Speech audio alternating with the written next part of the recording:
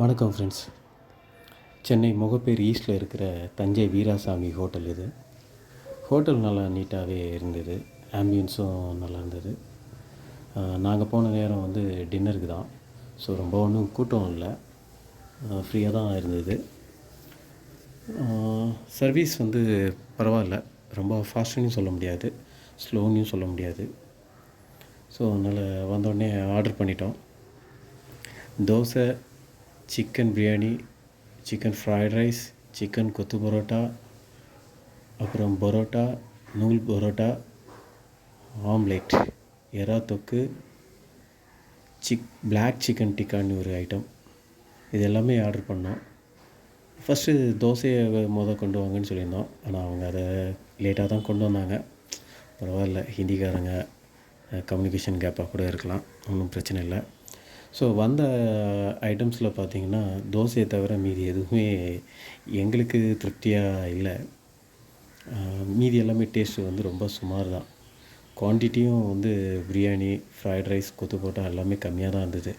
அந்த பவுல் மட்டும்தான் பார்க்க பெருசாக இருக்கும், ஆனால் உள்ளே வந்து அதில் பாதி தான் இருந்துச்சு. பரோட்டா, நூல் பரோட்டா பார்க்க எவ்வளோ அழகாக இருக்குதுன்னு பாருங்கள், ஆனால் சாப்பிட்டா அவ்வளோ ஹார்டாக இருந்துச்சு. பரோட்டா போட்டு ரொம்ப நேரம் ஆச்சா என்னென்னு தெரில, ஏசியில் இருந்ததுனால அது ரொம்ப ஒன்றும் சூடாகவும் இல்லை. ஸோ பரோட்டா வந்து ரொம்ப ஹார்டாக தான் இருந்தது. நார்மல் பரோட்டாவும் வாங்கியிருந்தோம், அதுவும் சாஃப்டாக இல்லை.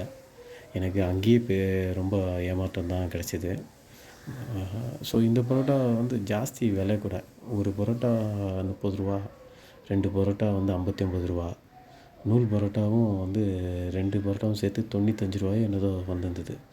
இந்த ப்ரைஸுக்கு வந்து அவங்க கொடுக்குற குவான்டிட்டி வந்து திருப்தியாக இல்லை. பிரியாணியும் வந்து ரொம்ப ஒன்றும் டேஸ்ட்டாக இல்லை.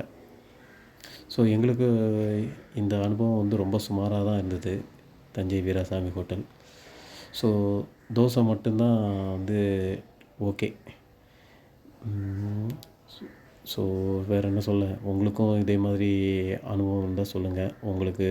நீங்கள் சாப்பிட்ட உணவு வந்து உங்களுக்கு நல்லா திருப்தியாக டேஸ்ட்டாக இருந்துச்சான்னு கமெண்டில் சொல்லுங்கள். எனக்கு இல்லை, நான் மறுபடியும் போவேன்னா அது வந்து பெரிய கேள்விக்குறி தான். ஸோ உங்களுக்கு அந்த அனுபவம் திருப்தியாக இருந்துச்சுன்னா அது எந்த உணவு நல்லா இருந்துச்சுன்னு கமெண்ட்ஸில் சொல்லுங்கள். ஒரு வேளை நெக்ஸ்ட் டைம் போனால் அதை மட்டும் நான் ட்ரை பண்ணுறேன். இந்த வீடியோ பாருங்கள்,